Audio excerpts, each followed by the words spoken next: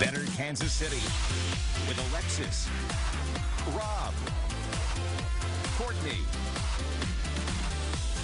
Lisa, and Haley. The cost of remodeling a home is enough to send a shiver down your spine.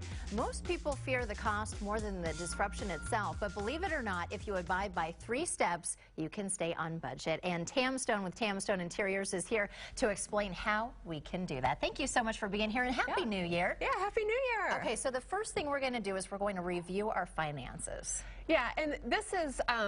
you have to establish a budget, what you want to spend.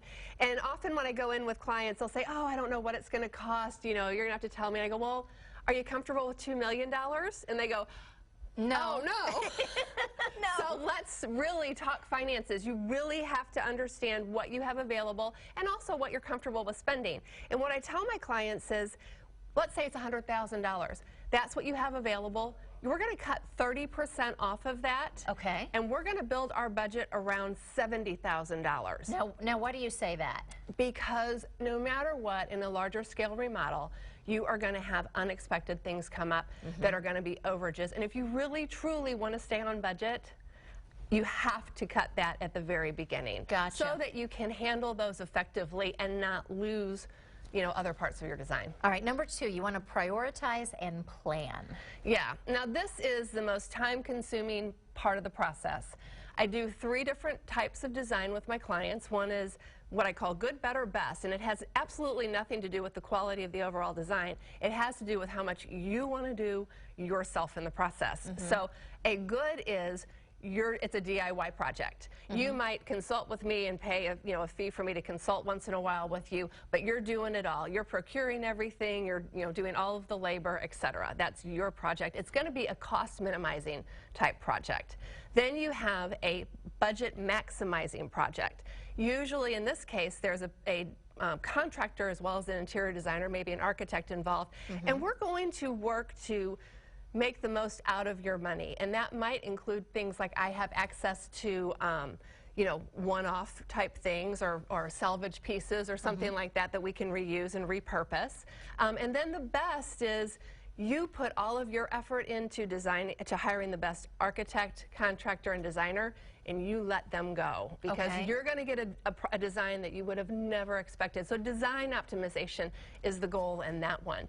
Once you know that and you know your budget, then you create a budget. And I actually personally use this system. It's Kathleen DePaulo's Return on Interior system.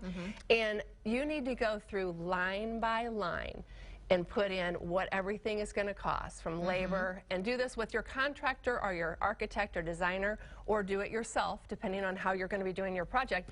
But at that point, that is your Bible for the entire design process. And nobody wants any surprises, that's for sure. Nobody does. And when they happen, I'll give you an example in my own home. We ended up having a plumbing stack that ran through 3 floors. I thought it was somewhere else in the house. All the contractors thought it was somewhere else in the house, and bam, it was right in the middle of a room.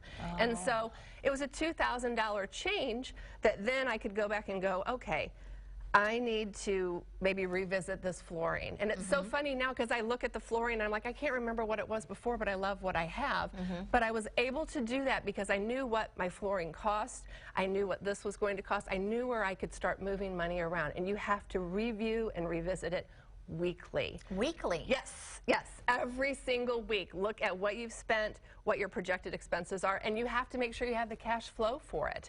A lot of times, your stuff has to be paid for up front, so you need to make sure you have the cash flow to cover it. It's one of those things where in this day and age, you don't want to just take $1 and throw it out here. You want to always make sure you know where exactly everything is going. Exactly, exactly. And you want to make sure you get the most for your money, too. Yeah, and I think when people embark on an interior design project or a remodel project like this, they're often concerned they're going to get taken. That's not the case. It really, when you're working with a great team, I would never go. I am trying to optimize the client's budget, no matter what stage we're working with.